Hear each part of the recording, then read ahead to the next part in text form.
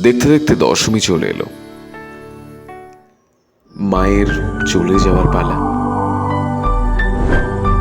নবমীর রাত থেকেই মন খারাপটা শুরু হয়ে যায় বাঙালির।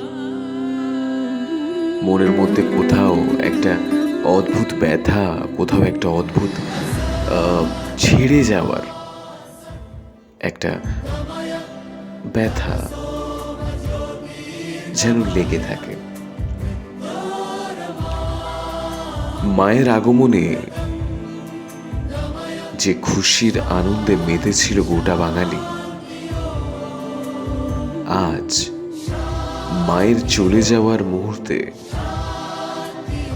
যেন কাঁদিয়ে দিয়ে যাচ্ছে। আমরা প্রত্যেকেই, বিশেষ করে যারা বাঙালি, একটা গোটা বছর ওয়েট করি মায়ের আগমনের জন্য।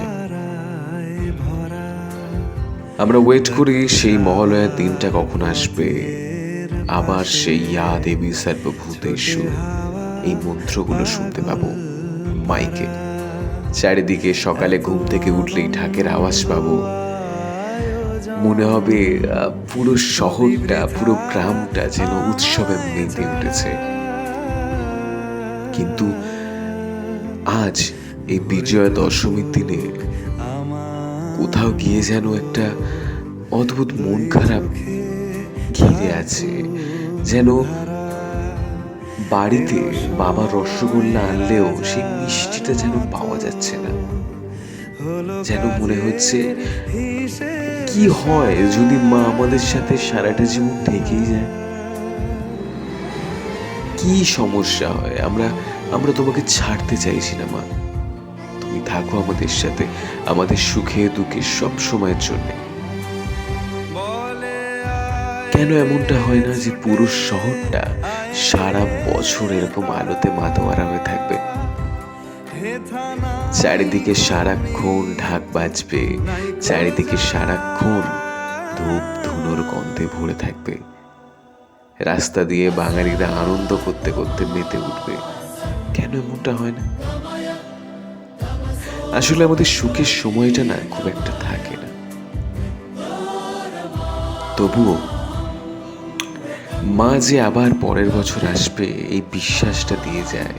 এই বিশ্বাস নিয়েই তো প্রত্যেকটা বাঙালি ওয়েট করে প্রত্যেকটা বছরের জন্য, যে আবার মা আসবে। তাই আমরা ওয়েট করব, আমরাও অপেক্ষা করব আজ বিজয়া দশমী। সকল বাঙালিকে কাঁদিয়ে মা আবার ফিরে যাচ্ছে তার নিজের আপন ঘরে। তার বাপের বাড়ি ছেড়ে তার স্বামীর বাড়িতে চলে যাওয়ার পালা এবার।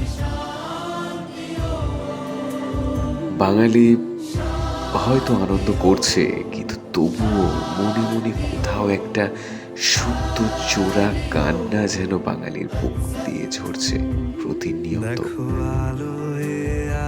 কাল থেকে আবার সবকিছু সাধারণ, সবকিছু নর্মাল হয়ে যাবে। আবার মানুষ কাজে বার হবে, আবার রাস্তাঘাটে সে উজ্জ্বল লাইটগুলো বন্ধ হয়ে যাবে। ভাবতেও কষ্ট হয় যে কাল সকাল থেকে আর সেই পুজো পুজো গন্ধটা থাকবে না।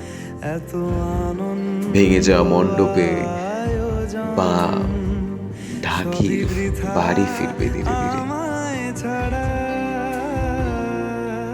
আর কাল সকাল থেকে সেই ঢাকের আওয়াজ শুনতে পাবো না, সেই অঞ্জলি দেওয়ার একটা তাড়াহুড়ো আর আমরা পাবো না।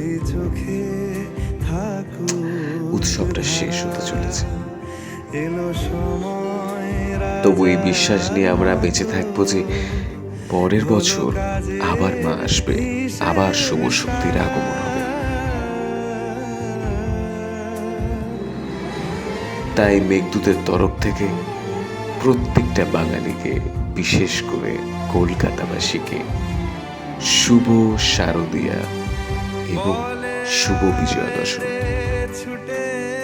সুস্থ থাকুন, সুস্থ রাখুন, সবাইকে ভালো রাখবেন। আপনারা